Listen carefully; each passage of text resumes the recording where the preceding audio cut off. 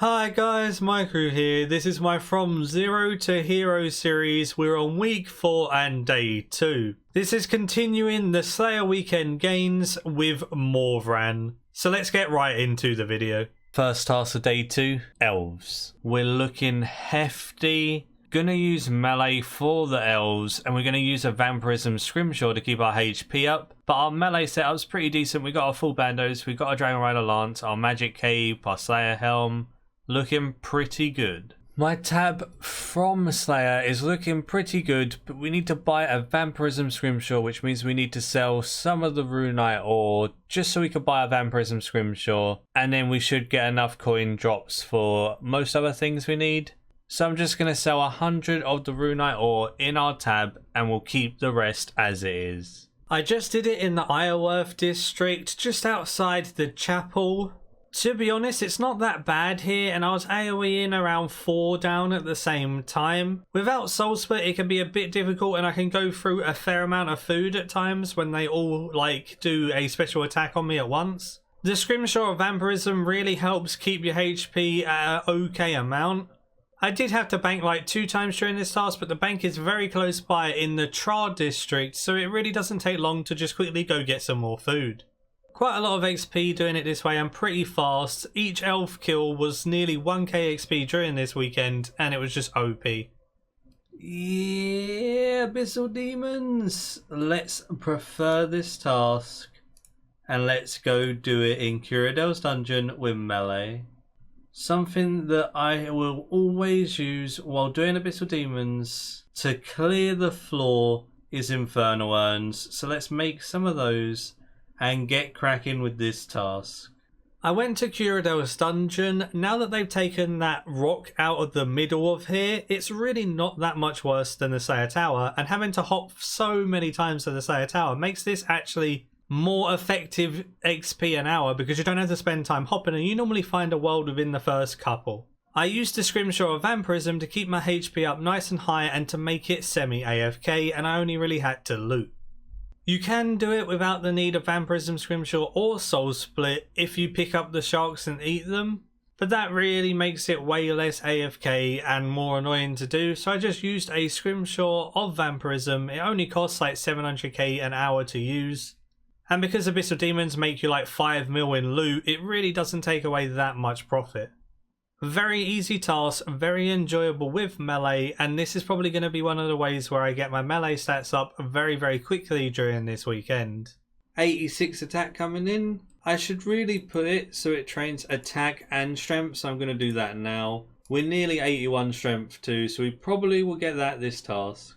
81 strength. Should be able to get some good melee gains now that we've preferred Abyssal Demons, because I'm just going to do them like this the whole time. It's really nice and chill, and it's very good XP, GP, charms, just everything. I've got a Black Demons task. I'm going to do them with a Scrimshaw Sacrifice, and they should be pretty quick XP. Not the worst. 86 Slayer, easy levels. 95 defense, again getting fairly close to 99 alongside HP. May even get some more 99s by the end of this Slayer weekend. Oh, Infernal Urns got me 131 combat and 76 prayer. 87 Slayer, doing Steel Dragons with a Scrimshaw Sacrifice. Oh, just got 82 strengths at Elves. 87 attack. We're really getting there with the melee stats as well now. Slowly but surely progressing all of our combats up. Manifest Shadows, 1.5 thousand experience each nearly. So dumb during this Slayer weekend. It's a shame I can't use a personal Slayer dungeon, to be honest. But I can still aggro pot these 3 that are here and just kill them one by one, but not as effective, but still works. Oh no. The Shadow Creatures XP is so fast and stuff, I literally just missed 88 Slayer. I've recorded every level so far, no! There's always one where you're too AFK for. Gonna block Zarkas. They're horrible. Block. 83 strength now, and we pretty much have the exact same amount of XP till 88 attack as we do 84 strength, so we should get those two around the same time. Necreals aren't a bad task at all at this Slayer level. Using a Scrimshaw of Sacrifice, they give 50% more combat and Slayer experience, and that obviously stacks with the Slayer weekend as well. This task was pretty decent during this weekend because of that, and I could get a special contract from the Slayer Tower. That gave me a bit more Slayer experience every single kill and gave me a bit of GP at the end of the task.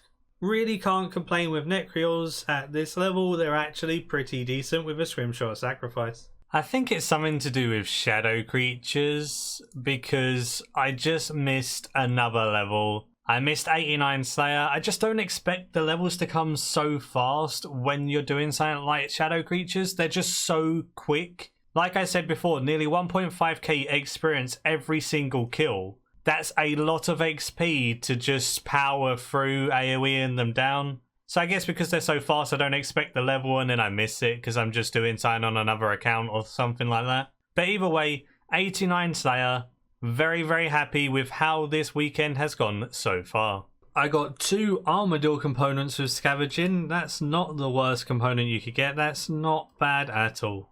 Remember, if you have an aggro pot roll in and go to Morvran, you're going to get attacked by those elves. If you drink a cup of tea or if you have a heated tea flask, you can clear that aggro pot and go get your task. Right, we ran out of money. We need to buy some siphons. We need to buy some charges. So I'm going to sell 150 Runite ore. I think siphoning my Dragon Rider Lance isn't quite enough experience for a level. Nah. We are now 56 away from 83 invention. Feels bad when siphoning stuff doesn't give you a level guaranteed anymore. 84 strength and 88 attack, both in the same tick. Feels good. Time to finish up this Necreal task and then move on. This will be our 70th task, so we'll get a nice boost in points. Oh, we got an effigy from Dagonoths. That's pretty cool. I think I have 4 effigies now and you can have 5. I think I need to get someone to assist me soon so I can open them up and get the lamps from inside. Because once I hit 5, I can't get any more. So 1 more effigy, then I'll get some assisted. I don't want to assist them all though, because I like opening them up myself when I get the levels. But when I hit 5, I'm going to need to. Trading in 25 herblore supplies, 4 XP. We got 100,000 herblore XP. We're now 269k away from 91. 100k herblore XP for free essentially. It took like 10 minutes. Really worth it. Level 90 Slayer. That's a nice milestone to hit. We could probably get like 91 or 92 by the end of today. It's going very well. It gets better. Task that I picked up after Addy Dragons. 153 corrupted creatures. That's going on the prefer list. I do this task just like Abyssal Demons, but make sure I have Protect from Melee up at all times as these hit considerably harder. So I use Protect from Melee at all times and I use Piety while using my Dragon Rider Lance and a Vampirism Scrimshaw. Praying melee to reduce the damage you take, and the Vampirism Scrimshaw healing you is enough to keep you on full HP all the time with an aggression pot at Corrupted Scorpions. Probably going to do Corrupted Scorpions until I'm 103 Slayer, and then I can do the Corrupted Workers, which are the best tasks for Corrupted. Until then I might as well stick to the Scorpions and just AoE them down in this manner. These Abyssal Demons should be enough to get me 99 combats very easily over time while doing Slayer. I'll be doing Slayer for money quite often, which then would mean that I could easily max my combat stats just with Slayer alone. That's pretty good. Made a mill in that task. Task took me 2 doses of Aggression Pot and 2 doses of Holy Overload. So 12 minutes, made a mill, subtract the feathers that we did. Probably around 700k profit. That's like 4 mil an hour. Plus we got a key to the crossing, so that's a couple of keys an hour as well added on top of that. Corrupted creatures are very, very good. 89 attack. Making more progress with the melee stats. Literally every time I've got 91 Slayer now at shadow creatures, and guess what? We missed the level up. But either way, there's 91 Slayer doing well. 86 strength, and we are 238k away from 92 Slayer as well. Doing a Corrupted Scorpion task, we've got 1 key so far. This is our 3rd Corrupted task, and every task we've had 1 key each task. Seems pretty consistent, but I should be getting more than that because it's a 1 in 80. So hopefully I'll get a task where I get like 5 in 1 and it'll be awesome. 2 keys to the crossing from that task, better than the ones we were getting the previous ones. Got our first Crystal Triskelion fragment on this account. Quite cool to see. Should get a fair few of these from things like Abyssal Demons, so it's nice to see our first one. 92 Slayer. We are technically halfway there, and we've just unlocked Aerits. Aerits are going to be a fun task. They have a pretty good weight into them, so I'll probably get assigned them this weekend sometime, and we can show off doing some of those. There's 90 attack, just about to finish this Abyssal Demons task, and then it's on to the next. Time to siphon our Dragon Rider Lance for level 83 invention. Once we siphon another piece of gear, we'll get to 84. We can now do Zaros components, and we have a new charge drain reduction which we're going to go and research right now. These all may actually get us to 84, and we may not even have to siphon anything to get that next level. Charge drain reduction and junk chance reduction are my favourite unlocks. Discovered all of the blueprints, and we got 84 invention, 800k away from 85. There we go, second Crystal Triskelion fragment now. I knew they'd start coming in once we started doing things like Abyssal Demons. One more and then we can open up our first Crystal Triskelion key and see what we get. I got an Elves task, and something that's really good to know is you can actually kill the Elves in God Wars Dungeon 2 to get this Slayer assignment done very quickly. You know, I showcased using Corruption Blast at God Wars Dungeon 2 to do bounties. Well, you can do it for a Slayer task in exactly the same way. Elves spawn as Seren forces quite often, and they're always fighting. So what you do is you go into a big group of those monsters when they're fighting, chuck a Corruption Blast on them, and while they fight and kill each other, you get the Slayer experience and the progress on your task for every single elf that dies.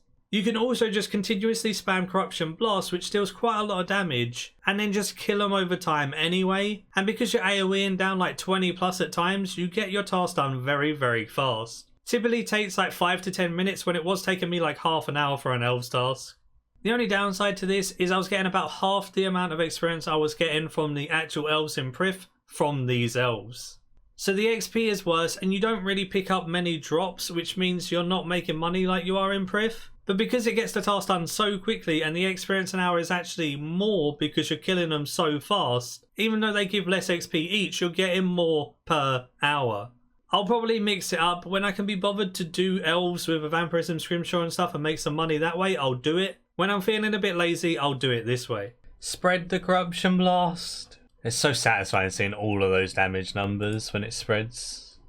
Well, that's it for day 2. As you can see, we managed to get 92 Slayer, 90 attack, 87 strength, 95 defense, and 97 HP. Really focusing on those combat gains in these first few episodes with the Slayer weekend. Day 3 of the Slayer weekend will be next, then we'll progress on to doing maybe some quests and stuff to unlock curses. Then I've also got some AFK in that I need to do. Things like getting enough harmonic dust for crystal tools and things need to be done sometime. Not the most fun thing in the world by any means, but it needs to be done to effectively level up those skills with the best tools. Either way, that will be it. Hope you did enjoy this episode, and until tomorrow, see ya.